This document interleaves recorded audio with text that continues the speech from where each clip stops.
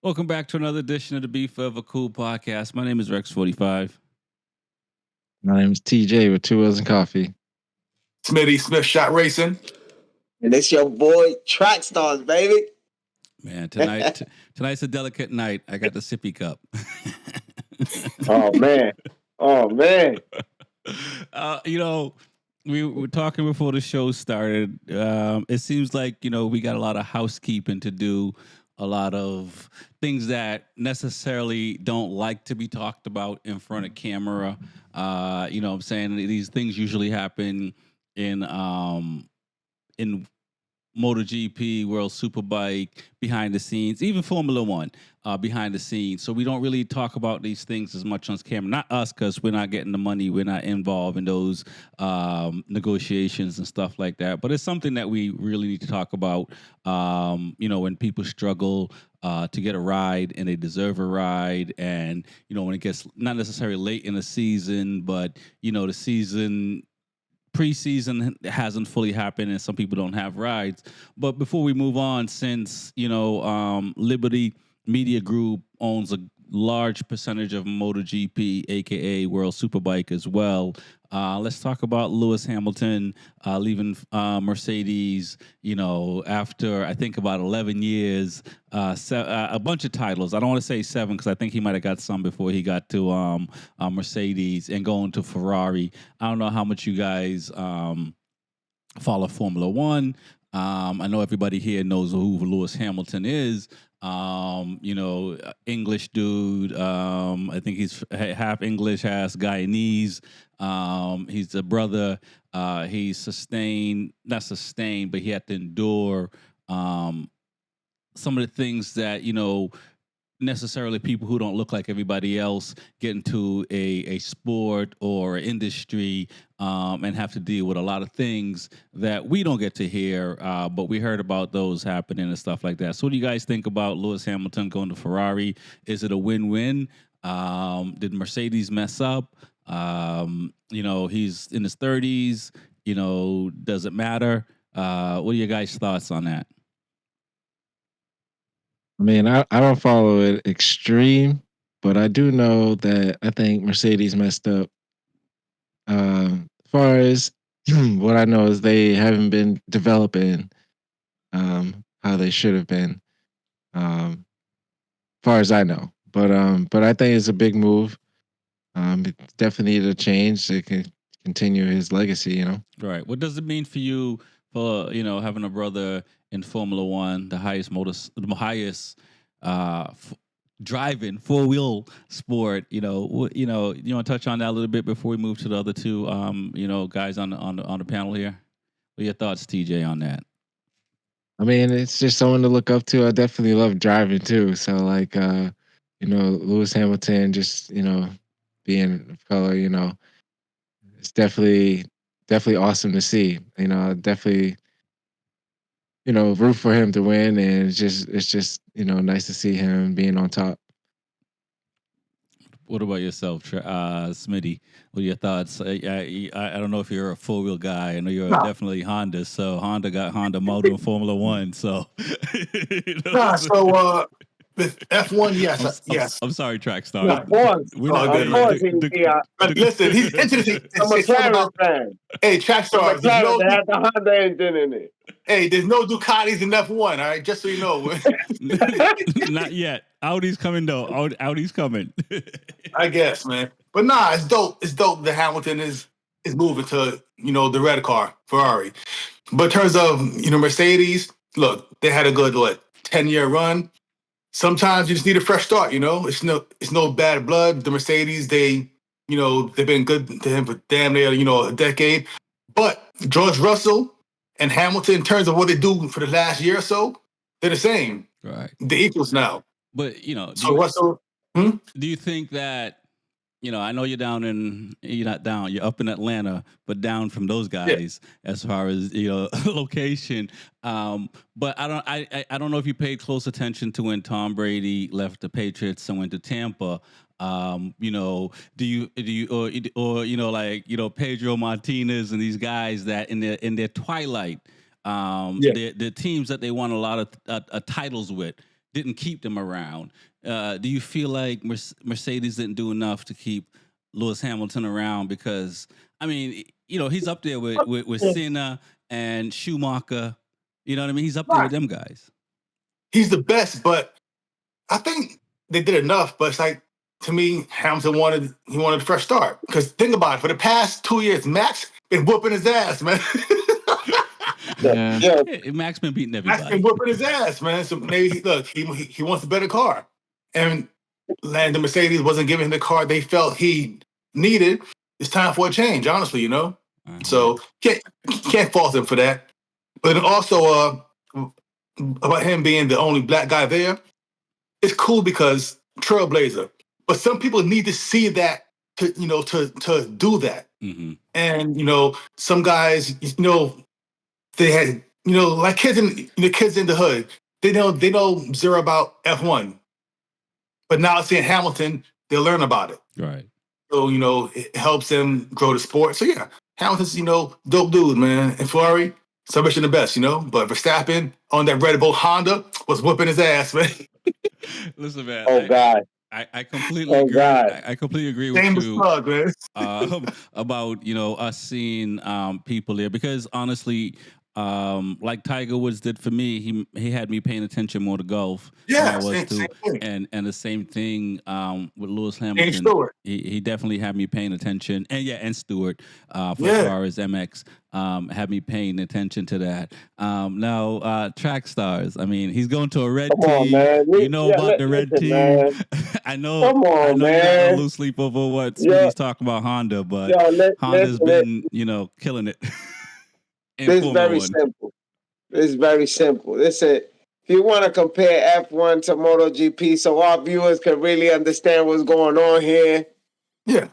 Lewis Hamilton is the Rossi of F1. Ferrari is the Ducati of F1. And Rossi decided to ride his dream bike and go to Ducati. Hamilton, every driver in F1's dream is to get on the Ferrari. Yeah. That is the king of the castle. Yeah. That's the pinnacle of F1. It is Ferrari. And I think Hamilton's been the forefront or the face of F1 for a long time. Now we're starting to see the new young guns shining and actually giving Hamilton some real serious competition. And I don't think Hamilton has declined in his ability to drive, but I think Mercedes has lost the dominance in the motorcycle, in the car that they put out there.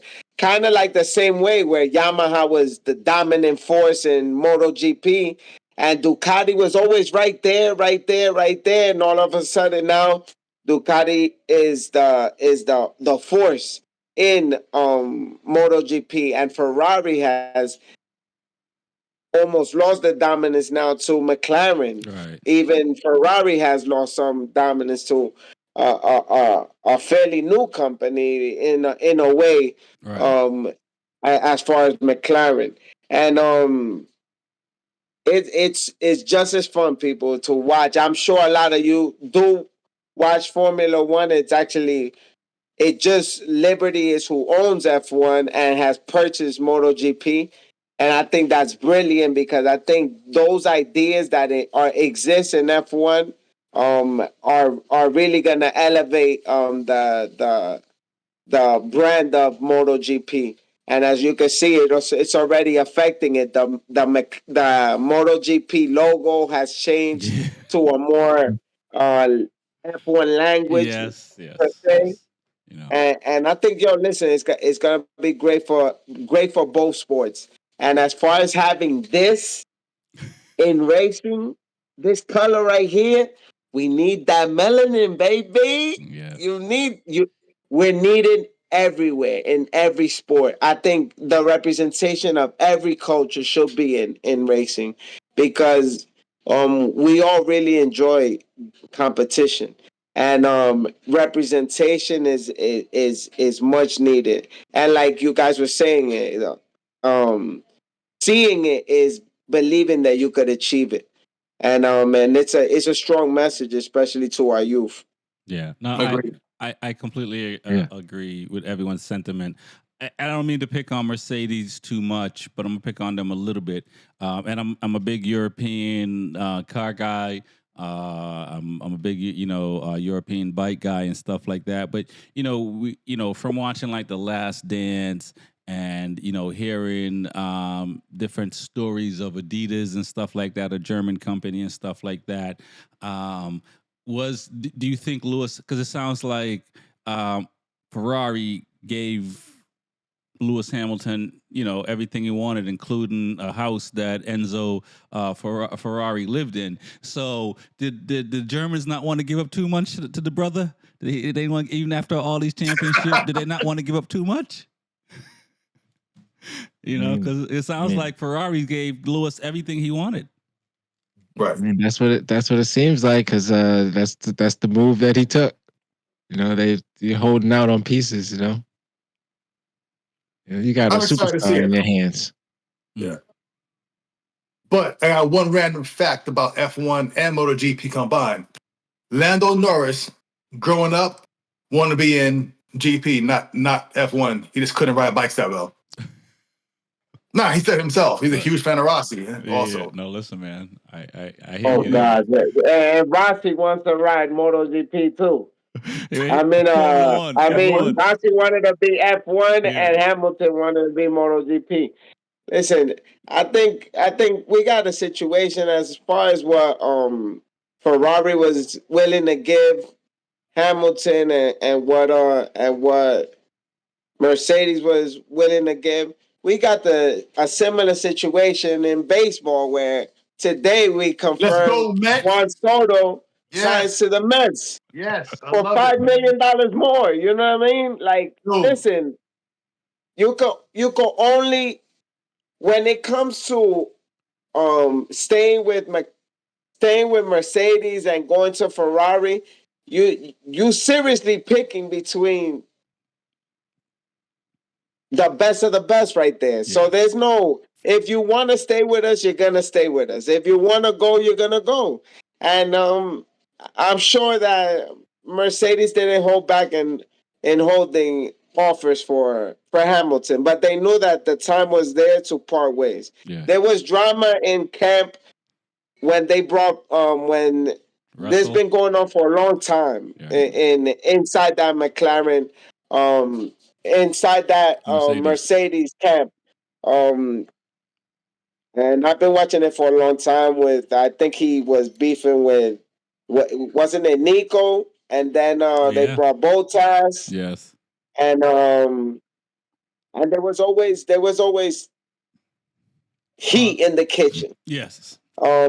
And it was just time. I think it was time for both of them to get a new fresh start and elevate their game. And I think that's what they're both gonna do. I believe Hamilton made the best choice. Team Red, obviously. Let's just, it's time to go where we want to be. I think Team Red, you and Smitty can agree to. Okay, yes. I like you. Honda, but still, but the colors. I'm not sure I agree with Smitty. Don't put me in that category. No, Smitty is Honda Red. He's not Honda Orange. He's Honda Red. So. Oh, he's not Repsol. Is what we clear. Be clear. So he's definitely he's Fireblade. Yeah, he's exactly. He's definitely Team Red when it comes to that. All right, man. Let's get into MotoGP. And before we get into all of the other shenanigans, I say it's rumors. You guys say you know more than me, and it's more. Is KTM in trouble? Is Pedro Acosta in trouble? Is Jack Miller smarter? Say is who else left KTM? All the people that left KTM. What are your thoughts? Did KTM overextend themselves to tried to be the best bike on the grid and messed up the books? I mean, they definitely. I mean, they definitely tried. I mean, KTM. I feel like is. I mean, they can. I feel like they can get out of this. I mean, I don't know. You got to order for 10 bikes? Right. Somehow, I mean, yeah, they're down big, but yeah, I think they tried too hard to get where they are, a little too fast. Um, I don't know if it's has to doing with getting top riders or I don't know the development stages, but I know they should be fine going into this next season. I think the like full development stops like after next year. Right, right. Am I right? What are your thoughts, Smitty? Kind of the same thing. So with KTM, it's tough because my concern is Pedro. You know, I'm a huge Pedro fan. And I think this year the budget is set for what they have, you know, to race for 2025. But 2026 with the new, with the new bike and everything, and it's going to cost more money to build it. And what's called the R&D.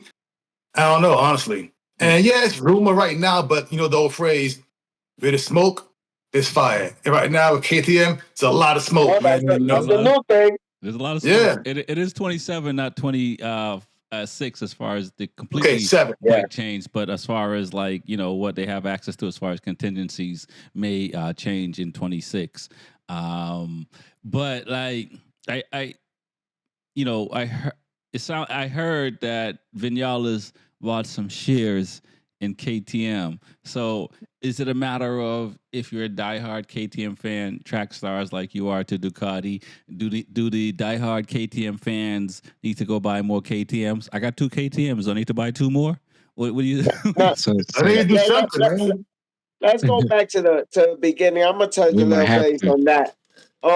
Let's go back to the beginning. As far as is MotoGP's to blame for the demise of KTM and Gas?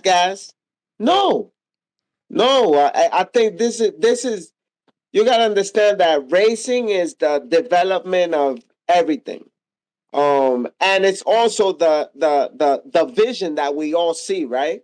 If you don't see something go fast and proven to endure, you don't buy it. Right. And the problems start by the dealerships not selling the bikes or the brand not setting up the dealerships to succeed. Yeah. I think the main problem that KTM and Gas have, I think, is the lack of support here in the United States and probably in other countries too. There's no KTM dealership. There's no there's no gas dealership. Right. There's vendors Right. or distributors of the Right. product, but there's not a home for it. So when you need service, when you need parts, there's not a place that you go and you say, this is my home or this is where I buy my motorcycles. Right. Because the dealerships I'll there. even interject and to say like they probably sell more off-road vehicle dirt bikes and bikes than they do street bikes. It's like the street bike section of KTM is Small. like not even smaller than small. I see a lot of KTMs on dirt. And they just introduced a new RCA and what's the other bike that they released Duke, 2 bikes? They got the 890 Duke that they have there. So the 1360 or listen, they just trying to launch off something and this news breaks out.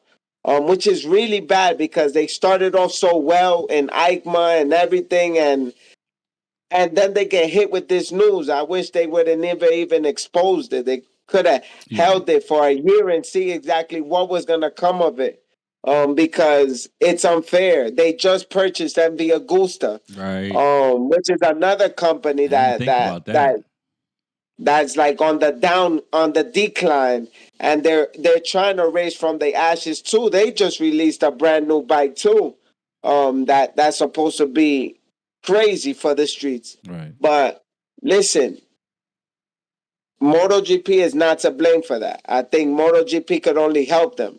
And I think that's the point of this, of them getting the approval to finish out the season and the next coming one. And they got one of the best brands in racing, which is Red Bull. Yeah, they do. They got money to race all day. So it's gonna be an exciting season. Don't worry about nothing. I'm telling you, Pedro Acosta ain't worried about nothing. None of them are. None of the riders for KTM and Gas are. It's gonna be Jack Miller. All of them are super good. Yeah. It's gonna be a crazy season coming up. So I shouldn't just more drama, more shit to watch, more shit to talk about. I shouldn't sell my KTMs, is what you're saying. Hold on. Don't do it. Yeah. Hold on. I gotta do like Vinales and buy some stock. Yo. Vinales is buying more right now because it dropped. So he just invested more money because it's gonna come up. Yeah. No, I completely agree. And on another note, and I hear rumors, if it's to be believed, that Suzuki and possibly BMW is looking to enter MotoGP. That's been rumors. That's been a talk. Well, go ahead, TJ. Well, I heard about that too. I heard Suzuki is trying to get into MotoGP, and I think World Superbike as well. Yep. Come back to. But I'm a Suzuki fan, so I'll take it. Oh, but God. Here you go. Here you go. I'm a Yamaha Suzuki fan. I'm all the bikes, but Oh God. Probably riding flip flops, right? No, we ain't squinting out here. I'm not the stereotype type Suzuki rider. No. He had 7 Icon helmets and jackets. And you see one behind me right there. Oh man. Smitty, we don't do finances like MotoGP World Superbike, but for Suzuki to come back, did they lose anything by leaving in the first place? And do you feel like it's something that you believe like is going to happen? Them coming back? Do I believe it? I don't know, but do I hope it happens? Yeah. I mean, it's good seeing more brands, just more colors, more riders, more manufacturers, more competition. I'm tired of seeing all them Ducatis, man. It's too many on the grid, man. We got to see more bikes, man. It's like going to the strip club. They got two less. Yeah, right. So seeing BMW pop up one day, and hopefully, Suzuki, and maybe one day Kawasaki, might also come back. I would love that. Kawasaki never coming back. I would love seeing that green back in MotoGP, man. Okay. Listen, man. You see what happened in World Superbike? Kawasaki had to team up with B-Moto, baby, to make that thing go. Wow. Now, yeah. Come on, man. So to elaborate on that, Trax Starz. I mean, is it too late for Suzuki? I mean, they did win a world title, and they're doing really well in Motor America. I can't speak for BSB or World. Obviously, they're not in World Superbike. Right. No. I think it's exciting news to have Suzuki back. That was major. They did really well. They won a championship. COVID, right? Yeah, man. Alex Rins. Alex Rins, my fault. Alex Rins won on that. Joanne Mir. Joanne Mir. It was Mir? I'm sorry. Yeah, it was Mir. I said it wrong. Yeah, so he won the championship on that thing, and that was incredible.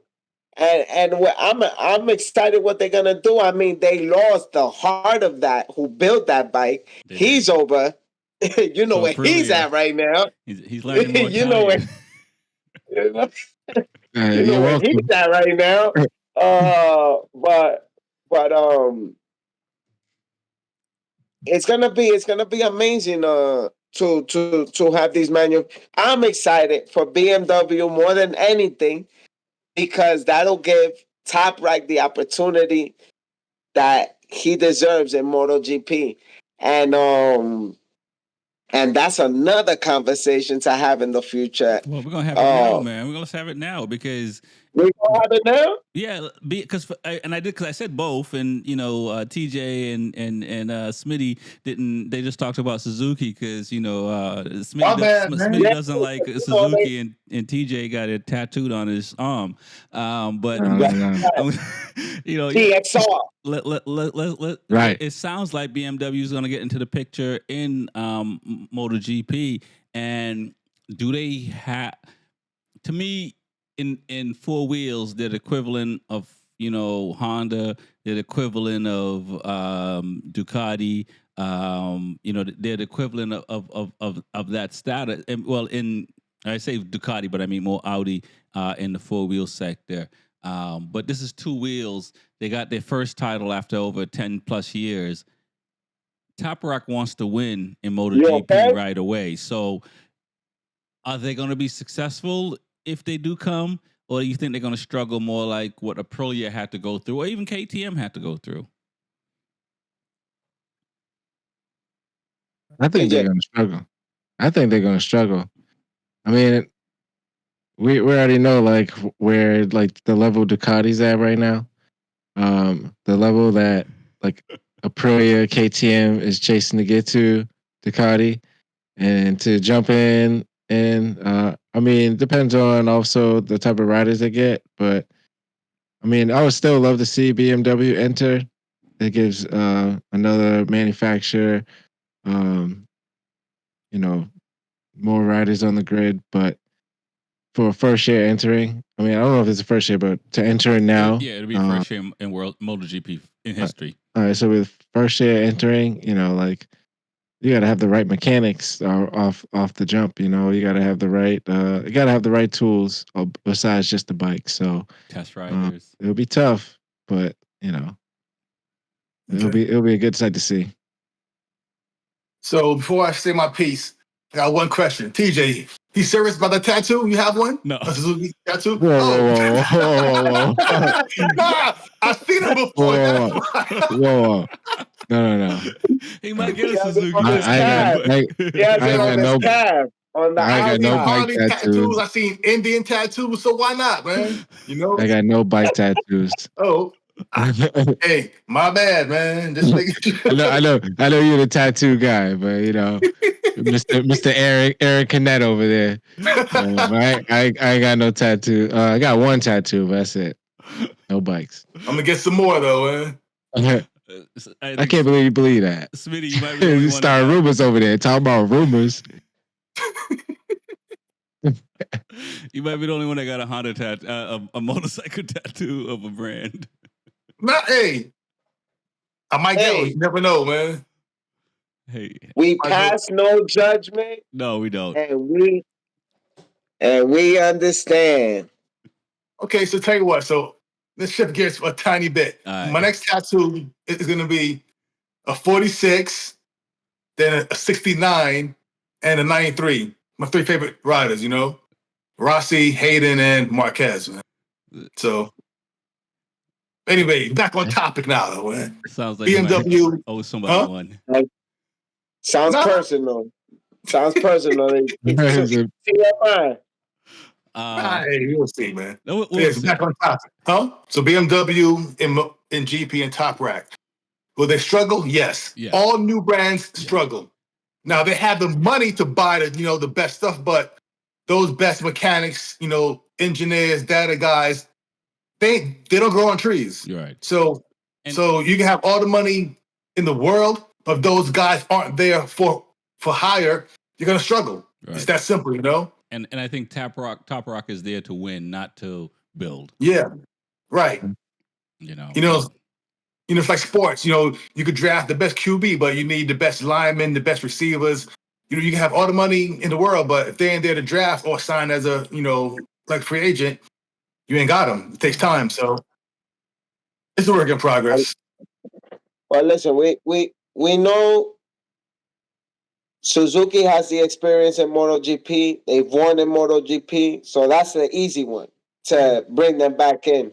Right. BMW is going to have a challenge, but they have one of the best riders, and I believe one of the best motorcycle developers in the game. You know, Top Rack done amazing things. Yeah, and not to cut you off, but BMW changed the game as far as electronics and what electronics means to motorcycle racing. When we think about the first, Yeah. you know, but you got to understand, BMW was been in World Superbike, and they never got to the caliber or the anywhere near the grid like Top Rack has put them. Nowhere. So this says a lot about who Top Rack is. And in 1 year, 2 years? One year. Rossi and Yamaha, one and done. Yeah. So that's but this is his second year. This is gonna be his second year on the bike. Yeah, coming up. Yeah, 2025. So we already know like that his job hasn't stopped. So we're gonna see what he's able to do again this year. So I believe that BMW would be incredible to have him in MotoGP, and I think it's really gonna be great for the sport to have more manufacturers in it. Like I said, representation is everything.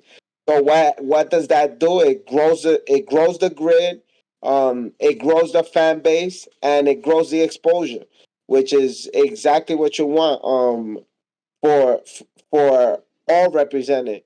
Yeah, I completely agree. Yeah. Having more manufacturers in MotoGP is definitely beneficial for all the fans.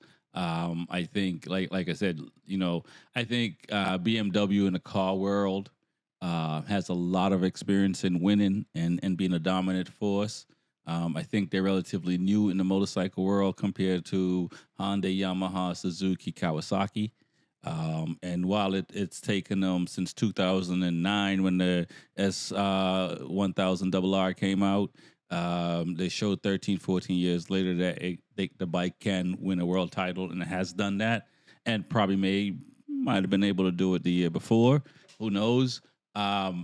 So I think it'd be a good look for them to come into MotoGP. Like I said, I think the only thing is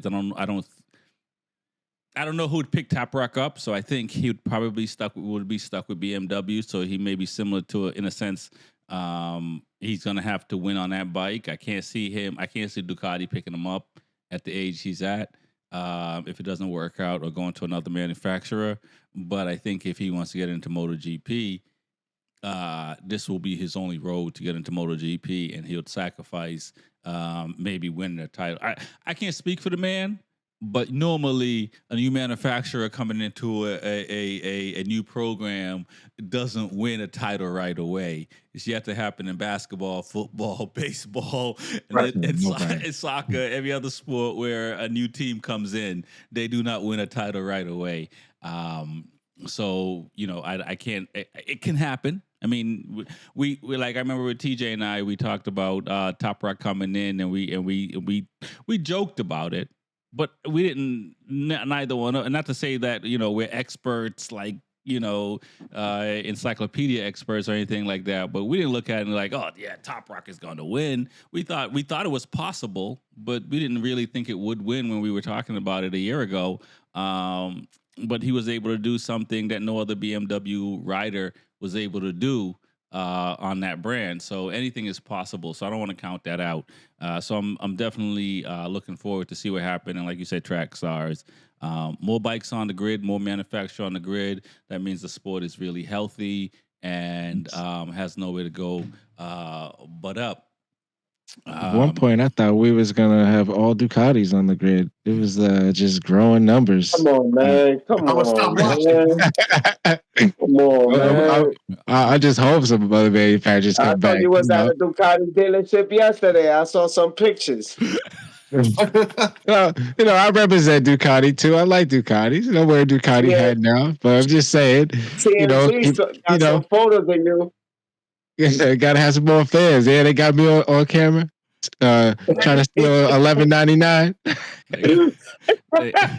You claim you're a dread man, but we see you eating that chicken and oxtail, bro. That's a fact. Man, listen. I'm a fan of Ducati, so if they were all on the grid, I ain't gonna complain.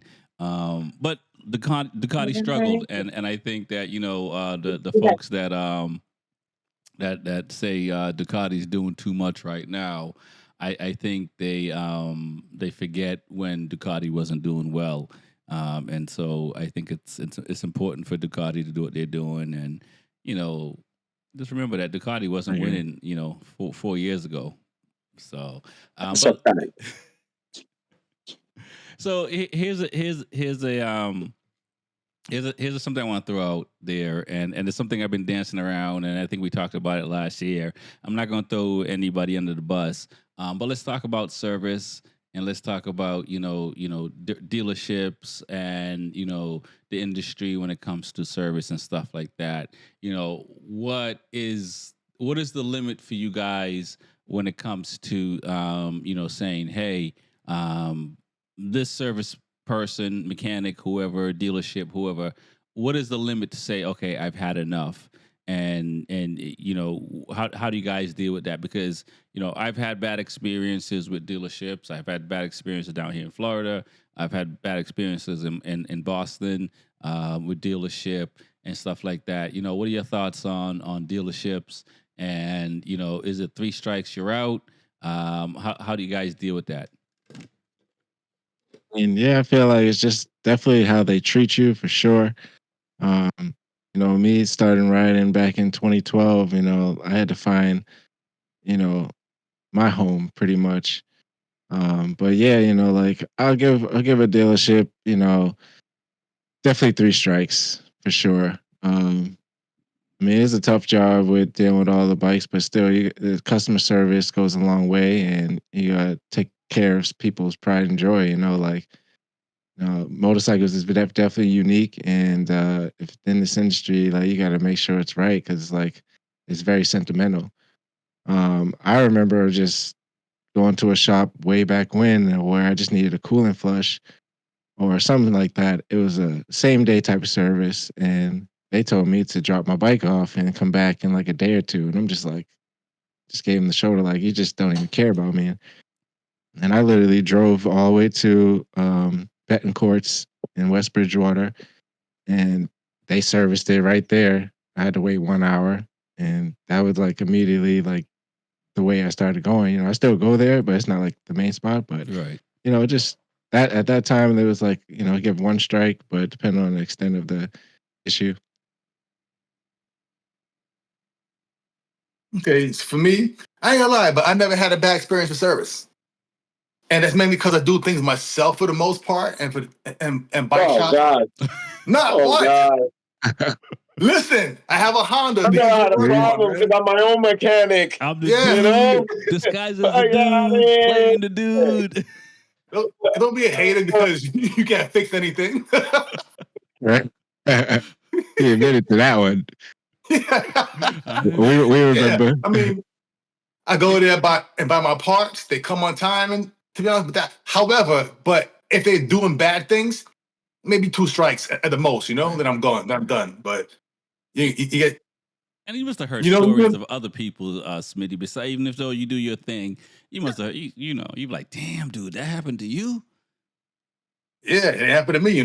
So that sucks to be you. Nah, man. But you know what? Hey, it's a phrase. Fool me once, shame on. Okay, George Bush. You. Yeah, shame on you. Fool me twice, shame on me. So you get 1 chance. That's it. Okay. So. All right, War General. You know what I'm saying? Yeah. Killer of the dealerships. Oh, my man. If I want, I don't want. He's like, I got my own tools. I'm doing myself. No, man. I've been so lucky. I'm talking about not only with motorcycles and with cars. I think service has a lot to do with customer, just like customer has a lot to do with service. Both have to be very respectful to each other. Both have to appreciate one another. And then you have a wonderful relationship for a long lasting relationship. It can't be one sided. It's not the customer's always right. Yes, it is. And it's not the dealership's way or the highway. That doesn't exist neither. Like I said, it has a lot to do with compromising on both sides and really using um what you call Common sense. how you say not common sense, but some some type of kindness. Like I don't know how to say it, but like in your relationship, when you're courting a girl, A give and take. you you bring her the roses, you bring her the flower, you bring her candy. You know what I'm saying? You're trying to smooth her, and Incentives. the dealership kind of smoothed you in by showing you this product that you wanted, and you come to this dealership to buy it. Now you as a customer, you also have to win the service department. You know what I'm saying? You went in and you spoke real nice to the person selling you the bike, trying to get you approved for the bike. You were plenty nice to him. And the day that they approved you for the bike, you probably even gave him a hug and you was like, yo, thank you. And they said, congratulations. And it was a big party. And then you go downstairs to the service department, you need the first service, and you're like, yo, what the hell are you talking about? How much is it? Nah, y'all people's is bugging. The service department is where you have to be nice. That is where you go with the same kindness that you went in there to that warranty guy, to that financer guy who got you approved to the loan, because these people are the ones who are working on your bike, who have 58 bikes in that dealership, and you want your service that you just brought in before those 58 bikes that are here. So I'm very nice to my service department. Be nice to your service department. Bring a little bottle of wine as a thank you when they give you your bike back. When you're dropping off that bike, you tell them, yo, listen, I don't need it today, but I need it in 2 days. Is that possible? And if it's not possible, when can I bring it in so I can get it on this day then? I can't have the same message with my handgun. I can't pull up my shirt and be like, Nah, you can't go in like my boy Smitty does in Atlanta, where they allowed to carry. You know what I'm saying? And we're not. That's not how we were in Florida too. You Florida boys out there listening, Yeah, Texas. you need to come down Texas. south a little bit, man. You got to be nice to that service department, because it goes a long way. That thank you, that $20, that cup of bring a Dunkin' Donuts box with a lot of donuts in the morning when you're dropping that bike off. Yo, guys, I got y'all this. I'm dropping the bike off for service today. I'm gonna load it off the truck for you. I'm gonna bring it in where y'all want me to put it. I need it. I'm going on a track day on Friday. I'm leaving Friday. Today's Tuesday. You think it's possible? Yeah, they're not gonna tell you no, or they're gonna tell you we'll try our best. You know what I'm saying? But when you go in there with the rah rah rah, I need this and this is yo, the customer's always right type vibe, they're gonna tell you the customer's wrong. It seems like that, and I've seen in 3 weeks. I've seen some people flip out based on on getting that response from the dealership, like but do we do that for everything? Do we take that bottle of wine, some donuts, whatever? Do we take that to the doctor's office as well? Do we take that to the dentist's office? You know what I'm saying? Yes. Are we taking that to the teachers conference? You know what I'm saying? Yes. Track days. Are we taking Yes. Listen. So I gotta walk with my oven everywhere I go. What is the word for that, Smitty? What I'm talking about? Like, just you have to be like that. You gotta butter up. Incentives. Yeah. Listen, if I go to the track day, I go to the track day and TJ's the coach, and I did a lap, I did a session, and I want to work with that coach, and I'm pointing at TJ. Yo, I'm gonna go to TJ, and I'm gonna bring him a nice cold water. I'm like, yo, coach, yo, that was a great session. How'd I look out there? And he gonna say, yo, I didn't see you. Thanks for the water. You gonna take a sip? Damn, that's good. Yo, I needed it. I needed that. I didn't really see you out there that session. You know what? I'm going out with you. Next session, line up right here. I'm gonna watch you 3 laps and see where you at. 2-3 laps turn into the whole session. Why? Over a nice bottle of water. Cost me less than $1. I paid $5.99 for a pack of 24. Sounds like a date, man. Come on. Nah. Buying you drinks. Honestly, I see what he's saying though, man. It is when you go to school, when you dropping my kids off at school, yo, that first day of school, I'm introducing myself to the teacher with a nice handshake, nice smile, and the first opportunity I get, whether it's Christmas, I'm bringing a nice gift to that teacher, a nice bottle of wine, a people Dunkin' like you. Donuts card. You know what I'm saying? With a little band for my son. I like Pinot Noir. Hey, but check it out. It don't always work, man. For my kids, I bought the teachers gifts and all that stuff, and they still failed some classes, man. No, yeah. I mean, yeah, if your kid is Dennis the Menace, I'm like, yo, you man. guys look it up. If I'm showing my age, give me that shit back. Hey, he gonna fail anyway, man. If your son anything like you, Smitty, a Honda crazy maniac, aggressive. Like me, man. Yeah, we gonna have some bad remarks.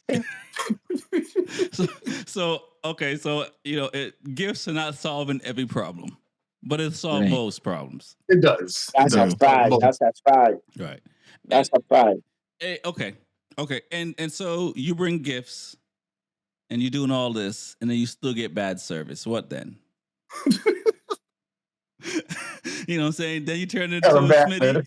Good point, Rexy. I'm just saying, because I'm hearing what you're saying, and I have evolved since our off-camera conversation as far as this Christmas, my garbage man might get something that before I'll just give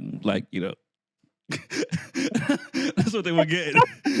You know what I'm saying? So they might get a little bit more this year because of what you're saying. And I know people have done similar type jobs. I got friends who have done those kind of jobs as far as the trash collection and stuff like that, and getting tips. But even mail carriers or mechanics or the plumber and all these people who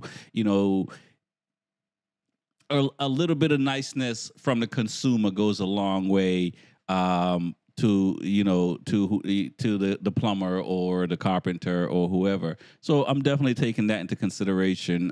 Where in the past, like I said, it was deuces and good luck to you. But what happens? When do we get to flip the table over? Is what I'm saying. I'm not giving gifts.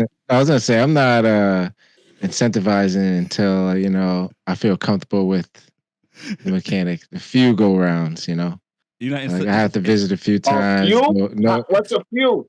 What, to give a gift or to flip the table over? Which one? For the gift. Okay. For the gift. Yeah, a few times. Like the first time, you probably ain't gonna remember my name. Second time, he's gonna be like, "Oh, TJ's back," and then third time, he's gonna be like, "Oh, what's up, TJ?" That's when I'm just like, "All right, this is." I feel like this relationship is developing. But flipping the table over, I mean, I don't know. I haven't gotten that angry, so I can't tell. That can happen first time. I don't know. You know what? That's what I'm trying to tell you, TJ. Before we get off, TJ, that's what I'm trying to tell you. If you start off from the jump, your name is for certainly being remembered from that day on. If you wait for the first, the second, he might not even remember you on the third.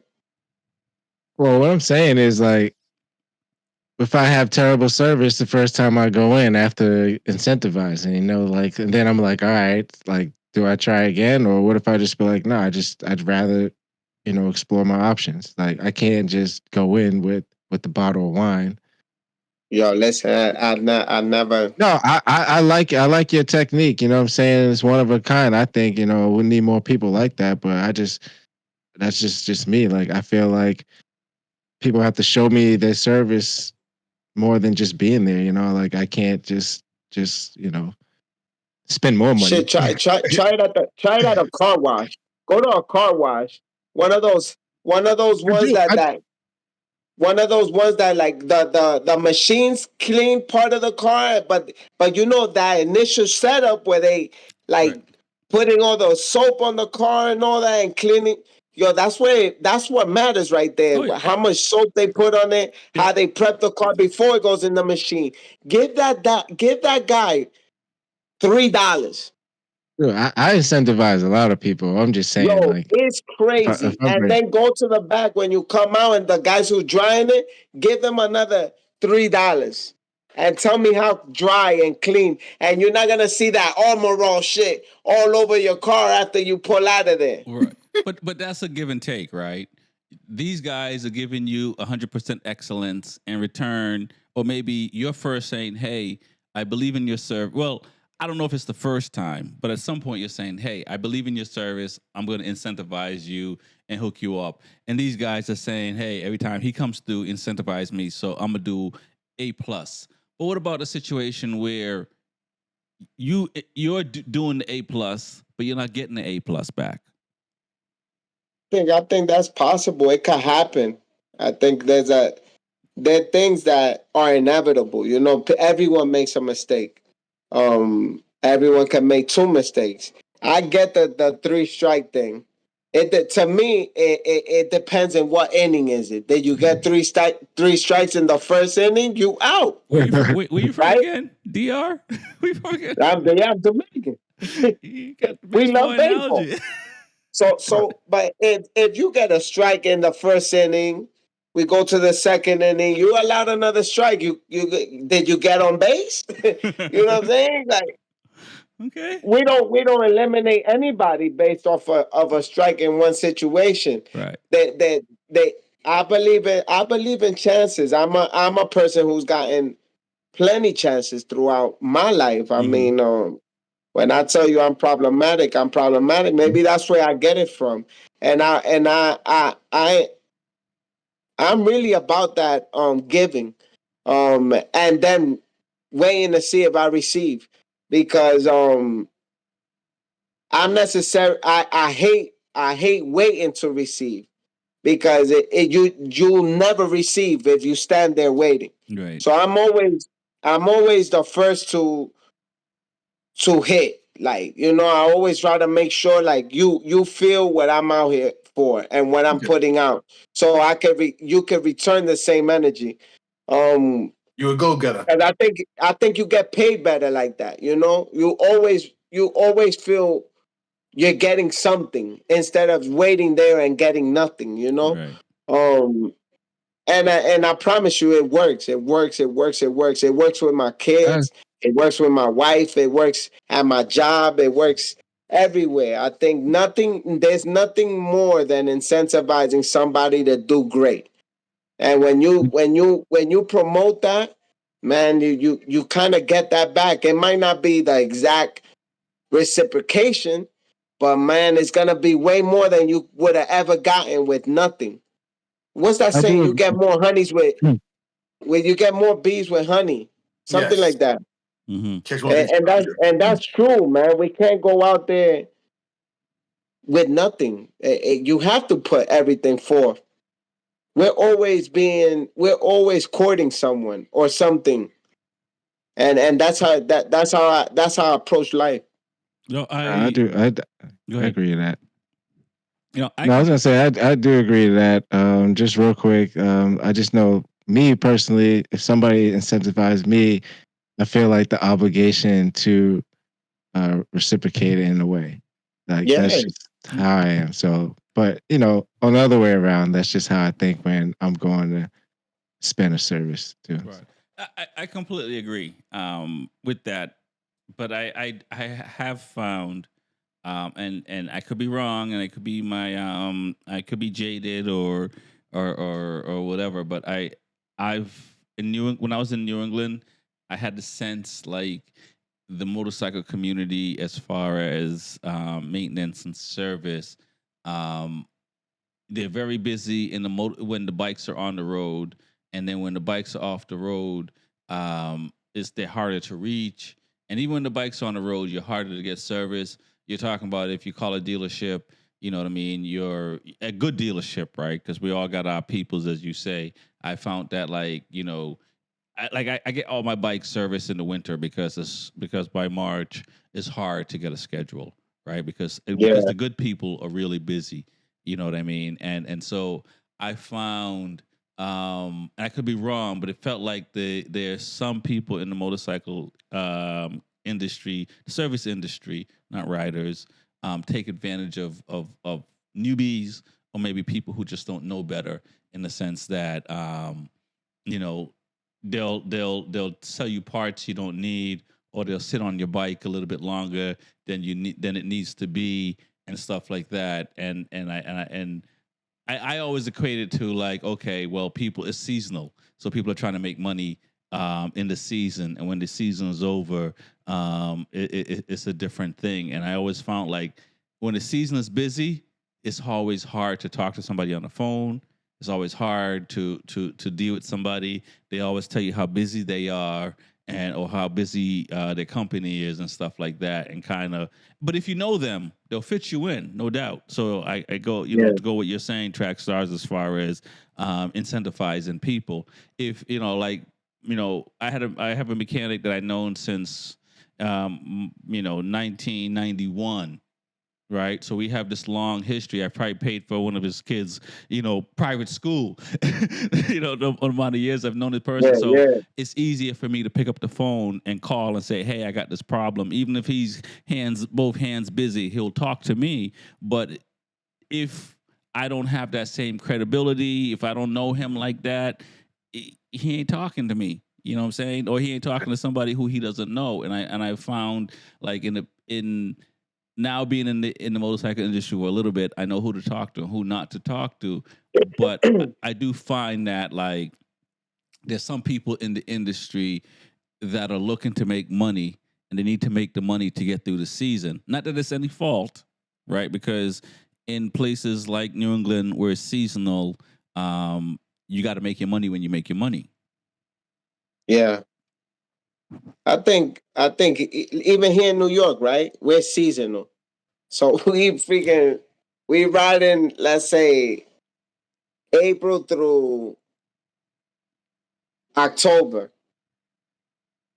Then the slow time that you have is gonna be, really October, November, December, January, February, March. That's when that downtime, man. The dealership is making more money storing bikes than servicing bikes, right? Yep.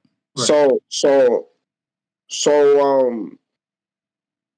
me, I'm not a regular rider. I'm a street rider and a track day rider. So I I'm riding kind of straight throughout that whole time, and I have to service my bike after every 4 track days. I try to service my bike, change my oil, check the fluids again, make sure everything is right. So I'm bringing my bike in consistently. And this is before I became an ambassador for Ducati New York.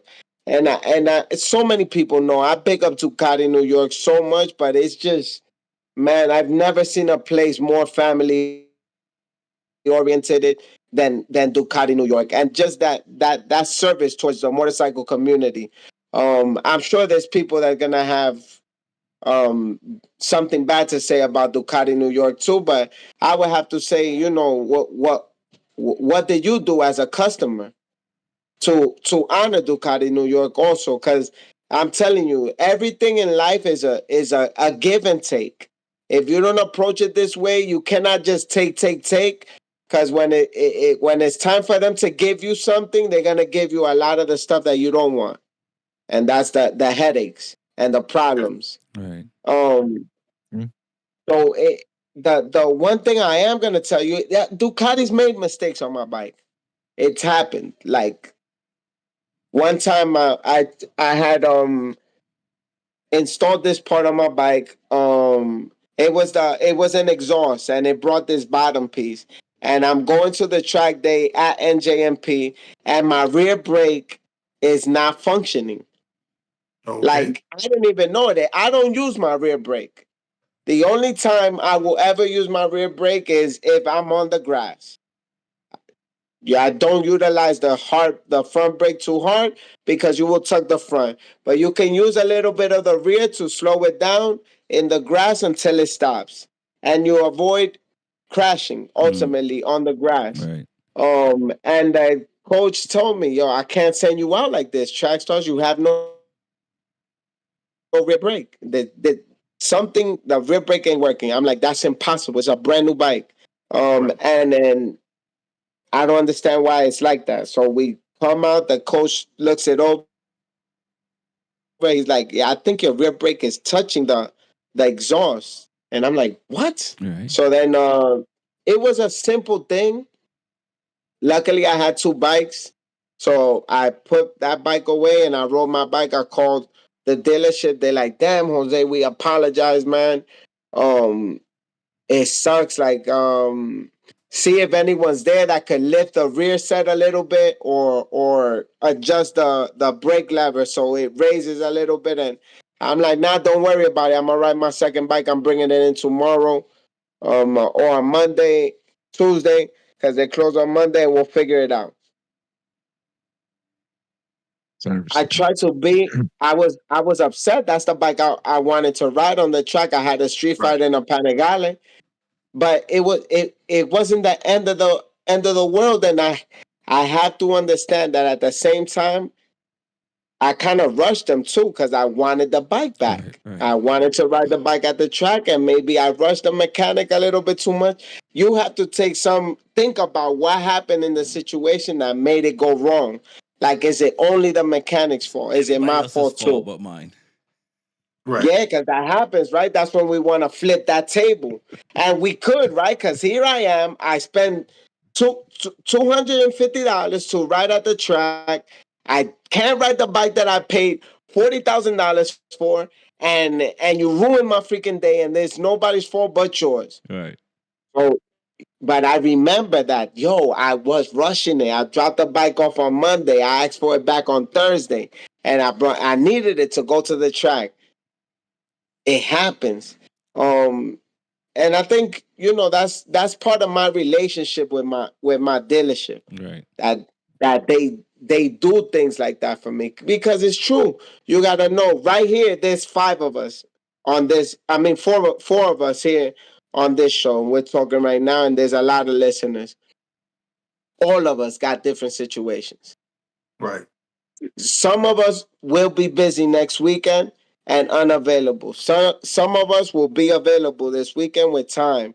Some of us will only be available half the day on Saturday. Some of us won't be available until Sunday. This is the scenario of every customer going to Ducati. So it might work out for Smitty, who needs the bike back on Friday and get his bike. He's DIY, You that need it man. on Saturday. He's DIY. Come on. No, Smitty, I can't. I don't even want to see Smitty as a mechanic because Smitty Look, man. moves like Smitty What if moves his- kind of what if his- fast, man. I don't know. Even when he talks, he's like, no, because let me tell you, and the second time, and you're like, what? The Well, what job if So I is his can done. just damages? imagine those tools working like that too fast, man. I was gonna ask On a that. Ducati, man, that What rear lock, man. Right. what if his damages though? Right. Boy, the wheel go off for you, boy. So do we need Gotta- more? Do we need more? Do we need more reliable service people in the motorcycle industry, or do we need to be more like Smitty and service our own bikes? Because Oh, TJ. we usually tend to be one of the two, or in the middle, which we go down the straightaway with our oil bolt missing and putting oil on the straightaway. Like like the track that I did last time with you. I'm just saying these things happen. It does. That is a fair being on track to have oil spill everywhere. That is just fair, but no, it's definitely important to have everything serviced.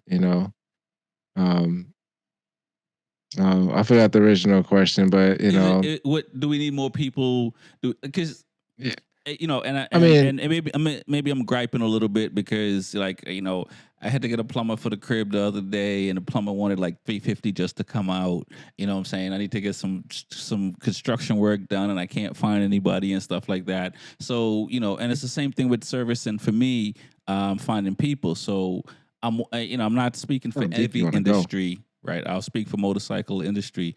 Do we need more service people in the motorcycle industry than we have? Good ones, not, what I'm saying? Or do we need to be DIYs like Smitty and start doing more for our bikes? Because at least, we'll get the work done. If we forget a bolt or forget something, at least, we did the work though. You know what I'm saying? And hopefully you don't forget any of that stuff. But is there a balance? Because, there's a side of me that wants to do the work myself, but I'm like Trax Starz. I don't want to do the work.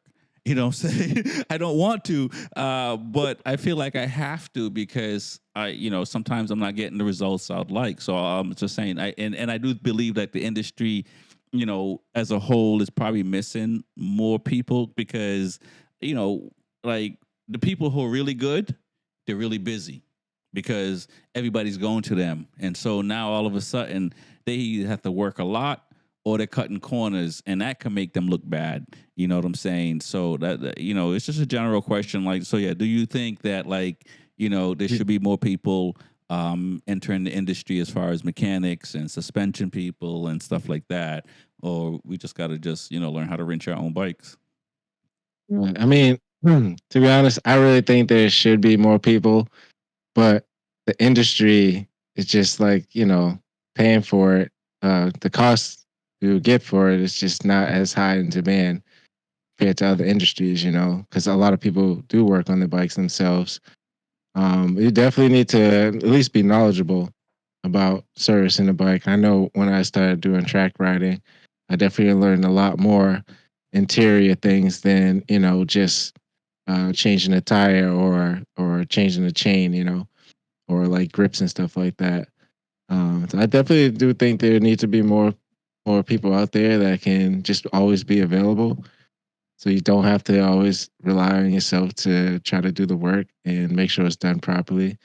And it depends on the extent of the issue. Because if it's an engine, I definitely have to find somebody. Because I know I'm not gonna want to deal with that or figure out how that even get it back working properly.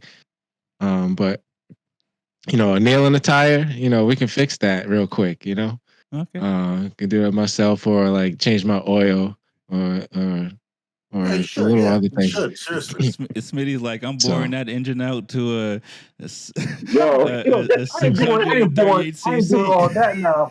so But some Moto things, America Nah, specifications. look. Some things change your oil, change your coolant, brake pads. Do those yourself. Change your chain when it gets too stretched out. That's easy stuff. Hey, to be honest, the one reason why you should do it, it saves you money. You know what I'm saying? You go to the dealership to just change your oil. That's for like $100 nowadays. dude. It's $350 to get an oil change on my Multistrada. That's ridiculous, man. So No, Come do on, it man. yourself, dog. There's a lot that comes with that. no, This guy- listen, I'm on the fence both ways, but I've changed my own oil. There's a lot that comes with that. It takes Go ahead, 20 years to Smitty. change the oil. That's it. Finish your DIY YouTube pitch. Yeah, I'm telling you, man. It saves you money, man. That's the one reason why you should do it. Ducati's a Hell, little more listen, difficult. Seem like when you go, guys, and I'm not including Smitty in this because he's too far gone. He's too far gone right now. Gone, man. Listen to me if you can. I care about you.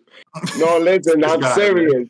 Listen, I'm serious, man. Like when we go to dealerships to service our bikes, and I'm not only vouching for Ducati, I'm vouching for every single dealership. When you get a receipt from a dealership showing the what was done to your bike, that is a liability that you just paid for. That paper that they give you, that receipt, we guarantee this work. That is a liability that you're paying. If something were to happen on you on that bike, your family would go and say, this bike was serviced at this location and this happened to me right after or a month after. And we believe that they was faulty of the brakes. It was faulty of how the oil was changed. It was faulty of the engine work that was done. It was faulty of whatever occurred at that.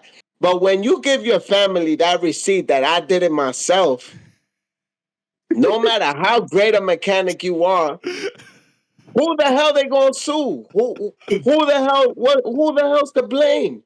I'm trying And to yo, napkin, yo. I did it myself. It's like you know what I'm it's like saying? that Christmas story fixing the heater. Yo, my man. And I'm telling you, you better have a good insurance policy on yourself to make sure you Hey, cover something. But but let's forget about the negativity. But I love for people to know how to do certain things. You see, like I think I just learned this season how to change my tires. okay. This is I did not know how to not change the rubber on On the the rim. rim. I'm talking about taking the rims off with tires on and putting another set of rims with tires on. I have two sets of rims because I have a set of rims for the streets and a set of rims for the tires. So every Track. time I go to the track, I'm changing the rubber on it by giving it to I'll give them a shout out. Trackside Tires. Mm-hmm. Call them up. Mention Trackstarz. I don't know if it'll work for anything, but I love Trackside Tires. They're the best. And they do that for me. I take the rims and I go and I put them on my bike. I just learned to do that. I've been riding since 2008.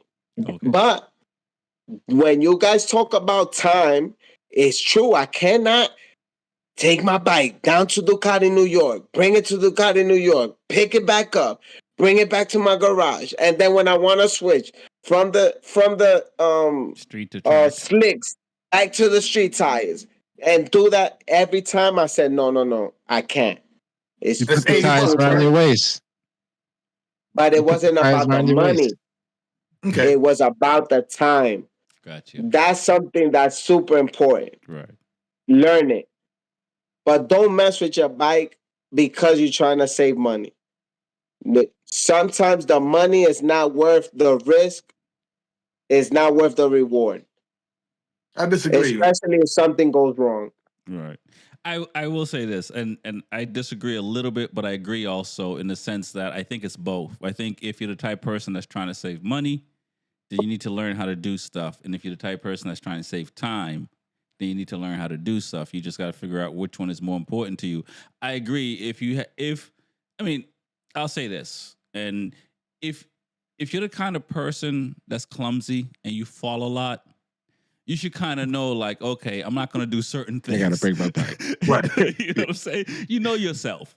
You know what I'm saying? So if you're not, and not to say you can't learn, right? Because I've had people on the show who've completely never raced or ridden and decided to, and stuff like that. So I'm not sitting here saying, well, what I'm saying, I'm not sitting here saying it's etched in stone. But generally speaking, you should know yourself. You know what I'm saying? I like Smitty. I'm not gonna bore out my engine and start shaving stuff to get some more air in there to get me faster Right. and understanding the air to gas ratio and all that stuff. I know it matters, but that's so yeah. Okay, I'm not gonna do that. But I'm gonna change my tires. I'm gonna change my pads. These things that I can bolt off and bolt on easily. Yeah. When I gotta start doing math with it, that's when I'm sitting here saying, am I really that good? All right, let me back yeah, off. yeah. You know what I'm For saying? sure, for sure. And also for time wise too. I get that too, because again, it is like, okay, do I gotta if I have to run my bike to all these, I took my bike to get the suspension done. The guy doing the suspension is charging me just to take my forks out. Well, I can take the Yeah, forks out and give them to you. But now I know that. Right. But initially, like, I just dropped the bike off and thinking that he's like, oh, well, it's time for just take. I'm just like, really? So, you know what I'm saying? So, like with it, like anything else, I mean, if you own a home, you're not always going to pay somebody to do everything on the house. Eventually, you're going to have to do some stuff yourself, because if not, you're paying yeah, somebody to do tedious stuff that you're capable. But again, if you're the kind of person that's prone to fall off a 3-foot ladder, then you're not going to get on a 10-foot ladder. You know what I'm saying? Right. no, that's a fact. So you do have to know yourself. But it is, that's what I'm saying. So I don't want to dismiss either thing that you guys are saying, because whether it's money, which is very important to some people or everyone, at time, which is Time. important to everyone or some people, one of those two things are going to make us start wrenching. And the crazy part about it is we're not really talking about safety. We're just talking about time or money. Yeah. Well, one of my friends, I'll say his name too, El Duro, on Instagram, he tells me all the time, Jose, even if you giving it to the dealership to do something for you, I still want you to learn, because it's good to be able to check the Yeah. work that's done. Right. You know, you don't want to just trust anything blindly. And I get that too. I think that's a super good lesson that he told me. And he's kind of the one who got me really into changing my own tires and stuff. Yeah, And good I'm stuff, sure man. Ducati New York is grateful to that too, because it's a lot of work for them having to do something so simple, but it's so time sensitive too. Because now the bike is sitting on a lift while they Right. changing the tires, and Right. they putting it back, and then waiting to take it upstairs. So it could be good and bad for the dealership, just like it's good and bad for me. Um, but you're 100% right. You got to have a balance too. You should be able not to do everything, but definitely to do Oh yeah, something. Right. simple Right. stuff. Right. Yeah. Yeah, and especially going to the track, because like between time and money, like these are the things that matters the most when we're at the track. We're only at the track for the weekend, and if the track is crowded, a lot of people there, obviously getting stuff serviced at the track becomes more difficult because everybody's in line. You know what I'm saying? Yeah. So it does help to keep money in your pocket. But like I said, I go back to, if you're racing, you're riding. It's not the same as if you tied your shoelace the right way or not, or put your shoestrings in the right way or not. You know what I'm saying? There's a different level to it, and you have Yeah. to own that responsibility if you're going to put the work in on your bike, and stuff like that. And the same level of responsibility goes if you're a dealership and you're putting a bike together, and because either way, we want to be safe.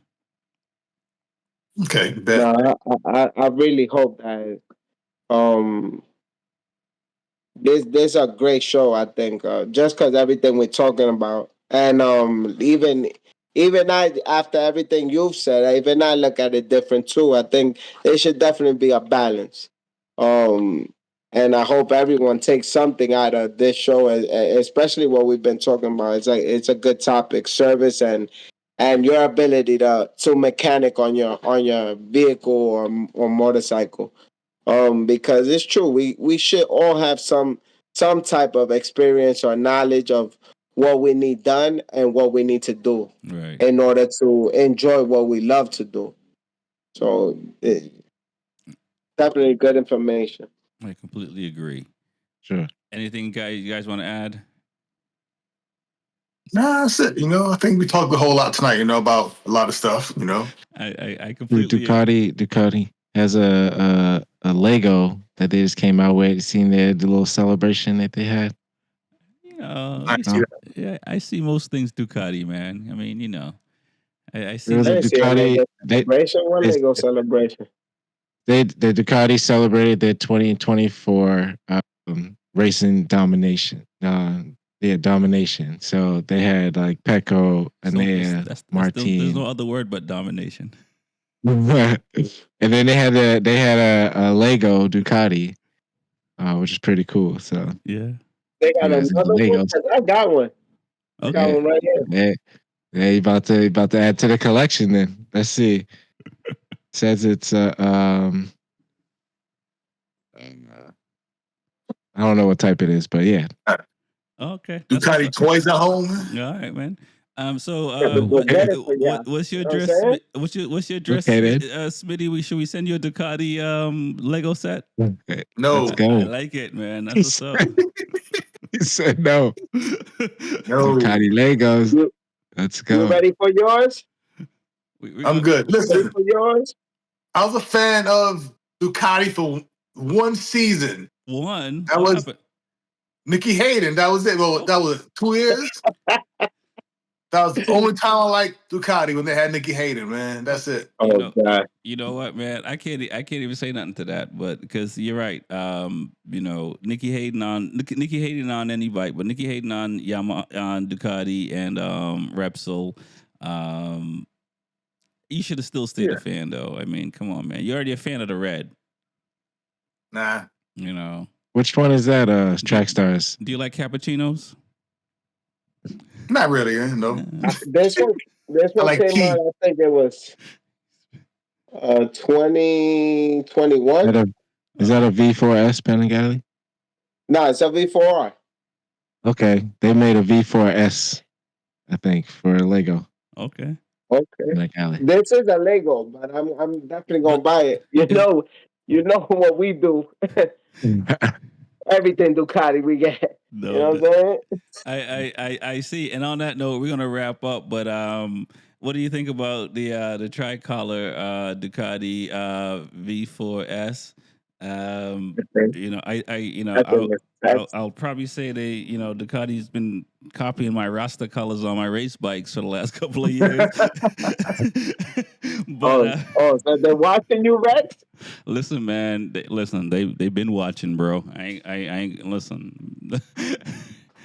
Flattery. Still got the original. Don't worry, I'm still rocking the original. Flattery is the best form of imitation. So, no, man. They rocking that Rex $58,000 livery. Yeah, $58,000. They got the discounted version. They're gonna make 58,000. They're gonna make 1,000 of them, so they could discount it that way. The S model is 33 without all the et cetera, et cetera, et ceteras. Are we really paying 20 grand for color scheme? Over 20 grand. Yes, you're right. Over 20 grand, because 38 would make it 20. Yeah. Are we paying 24 grand for color schemes? Well, it does grow carbon fiber wheels, people, and it got some carbon fiber parts that the other one doesn't. Hey, we can talk more about this off here and we'll wrap up. Because my order is in. and you can get the carbon fiber wheels and a lot of the tech stuff and still have a good bike for a lot less. Not much less, but a lot less. Smitty, I think just angry Honda don't got nothing to touch that. But it's all right, Smitty. You know what I'm saying? Ducatis look nice, okay? I'll give you that much, though, man. Smitty, come on, man. It's not just looks. Look, Ducatis are like OnlyFans models. They look nice, but you don't want one, man. No, man, come on. So you try one. Yeah. Yeah. So you try one, you know what I'm saying? I will agree with you that they cost a lot of money, but as far as listen, man, once you twist the throttle, man, there's no going back. There's no going back. They're holding your pockets and on your nuts. We'll see. Come on, TJ. That's all I can say. With the duck, it's not. It's hot. it's not all fluff. The Ducati, obviously they've won None in at all. Superbike, MotoGP 3 years, World Superbike 2 years, and stuff like that, and 1 year in Moto America, and they've been runner up and stuff like that. It's not all fluff, It's a good and bike. it's I mean, if you. You just gotta ride one. I can't explain I believe it. it's nice. You know what I'm saying? It's a nice bike. I'll toss you the keys, man, because I've ridden a Honda and Hey, the new one, Fireblade, or the old ones? Well, it's a V4. Yeah, exactly. It's a V4, a VFR. But I've ridden a Honda. You know what I'm saying? And I can't explain it because, to me, like I said, for me, and I've ridden a lot of bikes, and for me, Ducati is the closest thing to being, having, I don't know, I can't even say having the chip because none of us know what that's like, but it feels like an extension of me. You know what I'm saying? Like my R6, I got to work. The KTM feels different. My 1198, if I think whatever I think the bike does. You know what I mean? I don't even have to try to do it. It just does it, and I can't explain that with any other bike. Yes, the R6 probably handled just as well as my 1198S and blah blah blah, but it's a precision machine, and it's very precise. Okay. I feel the same. I think Ducati's the only thing that you could take off the dealership floor and take it straight to the track and not make one change, or want to really make not one change. I think every other bike gonna be like, oh, I think I need better brakes. I think I need a better master cylinder. I think I need it didn't bring man, Ducati just gives you everything. It does come with a premium price, but it just take it off the showroom floor and go straight to the track. No doubt. Yeah, I mean that was one of my fears. Just thinking of how many times I would have to get it serviced and or bring it back to the dealership for them to check over something over certain miles, depending if it's new or whatever break-in period. Mm-hmm. And I know we were just talking about going to dealerships, so I always try to just stay away. It's kind of like the dentist, you just want your things and just all right. If I have to go back, is when I really have to go back. Right. And we can keep going on that. Ducati's not paying Trax or myself, but I do believe it's a misnomer saying how much maintenance. I've owned Ducati since 2012, so I've had them for over 12 years now, and I it's like. It's like any car, or I'd like to say any, but if you maintain the things that you have, if you maintain the tools that you have, they generally work well. That's all I can say. Yeah. You know what I'm saying? Just maintain them. If you maintain them, and my Ducatis have always worked. My Honda worked. My Yamahas work. If you maintain them, they work. If you forget about stuff and don't think you need stuff, you got problems. That's a Still fact. on the 06 Gixxer. Still on the 06 Gixxer. It's like I've done nothing but put gas in it. Still works. Oh God. Well, man, God. I want to thank everyone for coming on tonight, man. Please shout out your sponsors. Tell people how they can find you. And what's the big gift for Christmas? I mean, I'm definitely have to gift myself, unless I get a surprise. We'll see. But it's money towards racing. That's for sure. I just want to have a good year going into the season. All I want for Christmas is something for the bikes. So, I want to shout out J&G Performance, Woodcraft Technologies, Hideaway RV Rentals, and Official Vortex. My name is TJ with 2 Wheels and Coffee. You can find me on Instagram and TikTok with 2 Wheels and Coffee. The number 2 Wheels and Coffee. And it's your boy Smitty, my Smith Shot Racing sponsors Vortex. However, if you're in the area of Atlanta, go to McDonough Ride Now Power Sports in McDonough. If you want parts, Go see my guy Tyler. Tell him I sent you. My name's Chris. Call me Smitty, and he'll give you a good discount on parts all the time. And that's that. Smitty, Smith Shot Racing. Wait, you know It's your dealerships? shit. He's out here. It's your boy Track Stars, and I want to shout out Dineze. Go to any Dineze store nearest you and mention Track Stars, especially at Dineze, New York. I want to shout out Ducati, New York, and Warhorse. Go to any of these dealerships, mention Track Stars, they will take care of you. HSBK Racing for any motorcycle parts that you need. AEM Factory, which is make parts for MV Agusta, KTM, and of course Ducati. Use Track Stars at checkout at aemfactory.com. And also we have a new sponsor. It's an alcohol. It's called Deco, and you can use Track Stars at checkout. It's called Deco Cocktails. It's really good. There's 3 bottles, and there's a nice gift basket for you guys to gift this holiday season. It's not expensive, and it's amazing. Women are gonna love it because it tastes so good. All right. And you can chill it with ice. Oh my God, it's gonna be crazy. But enjoy. Happy holidays to everybody. And my gift is definitely gonna be something from Dineze and something from Ducati. Hopefully, a new V4. You know what I mean? That's what I want. And from Dineze, some custom works gear. Oh my God, we have a huge custom works event.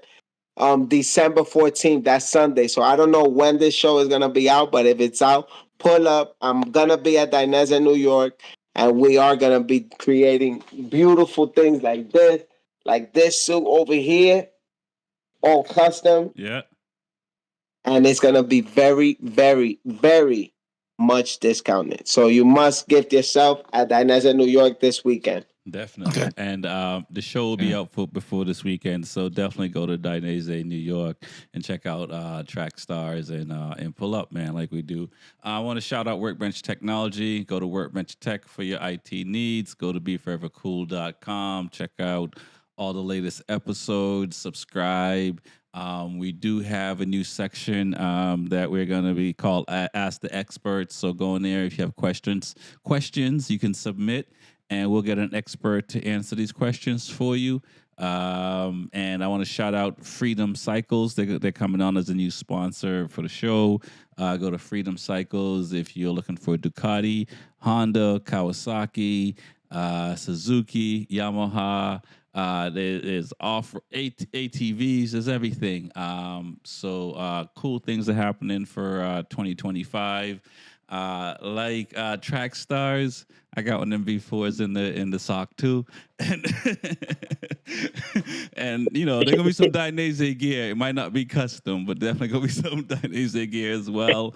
I'm hoping we connect next month down here in Homestead for sure. Oh, yeah. And get some riding in. Keep it locked to the show. Don't forget to like and subscribe and tell a friend, as we say.